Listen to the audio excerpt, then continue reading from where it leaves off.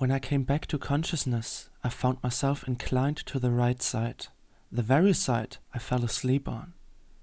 But the person I fell asleep to was missing, so that my initial good morning was in vain. I turned myself around to look at the clock of my phone, 10:45 a.m. So it's not like I awoke at a highly unusual time, only a little bit earlier than yesterday. She must have gone to some sort of treatment, I presumed, before turning on my back to stare at the ceiling again. I still wondered what was up with her and why she avoided questions to her person, especially the one referring to why she was here. Of course, private reasons, so yeah, unless she tells me, there is no way to find out. Just one answer I can't find via thinking. I mean, I like her, but that just makes her appear strange. When she said she didn't want to speak about it, everything would be fine for me, but the way it is handled right now, it's just unsatisfying. However, I distracted my thoughts from her to myself and my school situation, and noticed that all relevance towards this matter had just vanished. Normally, my concern was connected with that all the time, but since yesterday, my priority was replaced entirely, as if someone told me there were more important things than school, and I believed it. I don't know, but yesterday seemed to be a massive game changer, even though I'm not really aware of the how, the why, the what, and so on. When I look closer, there's only one anomaly that occurred, an anomaly in appearance of a person instead of a situation. My line of thought was interrupted as I heard the doorknob cracking. My entire spirit observed the door opening and then recognizing who it is. It could be her, that was my first thought. But instead, it was Dr. Bush, waving at me when he entered. I greeted him with a warm, "Hello, doctor. Is there any news?" He continued coming towards me and sat onto my bed next to my legs. "Yes, indeed. News is the occasion why I am here." He took a deep breath and kept on speaking. "You surely recall the tests you had to endure yesterday, right?" "Tests?" "Oh, right." I catched up with him. "The tests we made proved what we've expected. Everything inside you is fine, so there won't be any remaining damage. When you look back in a couple of months, you will be smiling, believe me." I exhaled deeply as he said that and replied, "Doctor, to be honest, your colleague is kind of strange. When I left the room in the radiology and said goodbye, he didn't even respond. Even more so, I thought that something was up with my results, because he seemed kind of occupied with something. Sometimes he is kind of strange indeed, but he is also unreachable on his area. So I guess it's something we have to deal with, right?" Both of us smiled as a consequence. The doctor who transferred this positive and funny message to me, and I who received it. Both had reasons to smile in this moment, but in my case, only for a little bit. Somehow, this uncertainty regarding the topic I thought about before touched me more than I wanted it to. So out of an impulse, I replied to the smiling doctor. Dr. Bush, there is a strange question I have for you. A question which is not really linked with my condition directly. I mean, it is in some way, but ask. Just ask. I'm here for answering questions." He cut me off. "Alright." I breathed deeply while pointing at the empty bed. "Who is she?" The doctor seemed not really surprised due to that question. He appeared as if he already anticipated me saying that, since he suddenly started to nod. And it wasn't like it was a yes or no question. So his reaction initially made no sense at all. "Aaron, even if I wanted to give you answers, I couldn't due to this medical confidentiality. But what I can tell you is, sometimes you have to dig on your own to find the true treasure. When you immerse into your interior, you will get to your answers. And when you follow that principle this time, you will encounter the how as to how to solve the situation you asked me to do. I looked at him in astonishment, wondering what he wanted to say with that. I mean, these words he spoke were corresponding to my vocabulary, but seen as a cohesive sentence, it made absolutely no sense at first glance. So as a result, I frowned and asked him directly how I could decipher the meaning with the aid of a blunt, "Huh?" But instead of helping me out, he stood up and slowly walked away. When he passed the empty bed to my right, I called out for him again. "Doctor," he turned around and stared at me with a sharp gaze. "By the way, Aaron, it won't be that long until the bandages will be removed from your face. And when that happens, you won't be here for much longer. So think about the following. For one, time is more valuable than any amount of money. But for the other, time is nothing more than a waste of time. So spend your time wisely, invest it in the right things, and you will see that a moment can be more valuable than eternity." Then he walked away and opened the door to leave.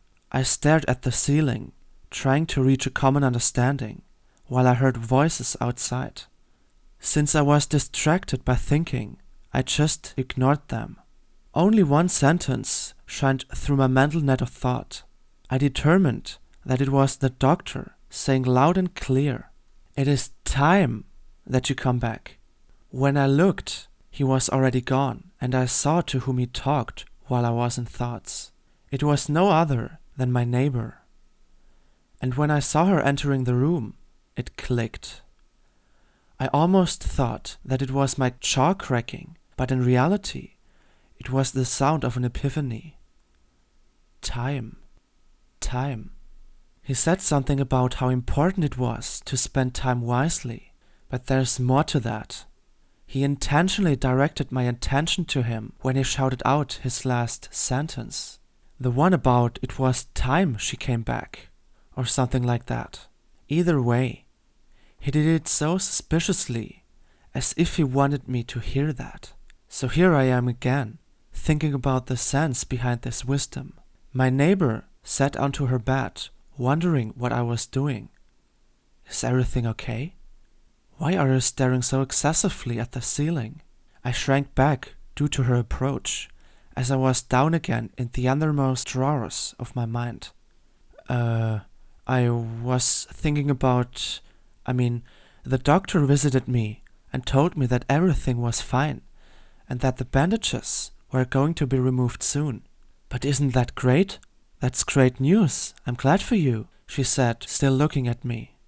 In my mind I commented that it is great, somehow, but there's something else going on I didn't understand. Everything is fine with me, and I can go soon, but after the doctor had left, I was shaken up, even though he handed me the best news possible. When I had to admit that my thoughts were to no avail, I intuitively looked at her and encountered the sweet facial expression she did all the time. Her smile that signaled that everything was great and awesome. And that's when I gained a substantial insight as my unfounded worry started to vanish. She is the answer. But wait, how can she be an answer when I'm not even able to formulate a question? However, with that case still unsolved, I tried to calm myself down a bit by closing my eyes. But that was highly inefficient, as my thoughts only intensified. Alongside them, I also felt some sort of urge, but that was also inexplicable. Like I wanted to do something, and I didn't know what something meant. Anyways, right when I reopened my eyes, I saw the door opening for a crack, and then followed a delayed knocking sound. I clearly identified the first person coming in as my mom, which meant that the second person could only be my dad. I was correct, but it was only one half of the truth, as two more people entered the room. Two quite similar figures, a woman and a man, who had undoubtedly significant external commonalities with my parents. But for the moment, I only had eyes for Mom and Dad, who greeted me kindly and asked, "How are you feeling?" I replied that I was fine and reproduced what the doctor said earlier. They were pleased with that, obviously, and asked further if I heard something from school. I responded that I only read messages which said there was a lot going on and that I ought to come back soon. Father replied to that, "But as you said, you can soon dedicate yourself fully to school again when you're allowed to leave." I initially wanted to nod pro forma, but couldn't. It was like my innermost core had 1,000 reasons to rebel against this idea. But I just kept my poker face on and played cool. While I was certain that this will be the topic for later, I will be discussing with myself. In the meantime, however, while my parents were mute, I observed the conversation on the other side of the room. "Hey Chloe, that is awesome. I'm glad to hear that," her supposed parents replied, and all three of them smiled at each other. I couldn't help but smile with them. When I directed my attention onto my parents again, I saw that they were smiling as well. Maybe a strange chain of smile has emerged there. My neighbor, whose name is seemingly Chloe, infected her parents with a smile, and all of them infected me, then my parents. However, all that contributed to a nice atmosphere filling the room, but even more than that. Just like Chloe and I have reached common understanding, our parents did also. It first started when my father reported something to me about the Formula One team Red Bull. When he spoke out that name, Chloe's father interrupted softly by asking if he said Red Bull before. And since he did, they got involved in a little conversation. I looked at Chloe in astonishment, as if I wanted to say that they completely forgot us here. Chloe showed a grin and a gesture of refusal by waving her hand towards her parents and turned on her left. I chuckled a bit and did the same as I turned myself from my backside to my right. So our parents, still unaware of that, just continued with their topic, while Chloe and I made pantomimes and imitated them. Even after an hour has passed, there was still no sign of boredom. Chloe and I just made gestures and facial expressions. But at the same time, we both knew what we intended to transfer. Neither of us, be it Chloe and me or our parents, noticed how fast the time passed. Only when a nurse came in to look if everything was fine, we were interrupted. And as a consequence, we were stunned as to how late it was. Not much less than 2.5 hours have passed, even though they came without further intentions. I had to smile because none of us could have anticipated that, but it was pleasant anyways, even when they shook their hands and said goodbye to each other. The room was still filled with joy. When they eventually left the room, I remained a little bit silent, remembering what has occurred at the beginning of our meeting. To be exact, the thing Father said. When I was finally out of here, I could keep on pursuing school. That is true on one side.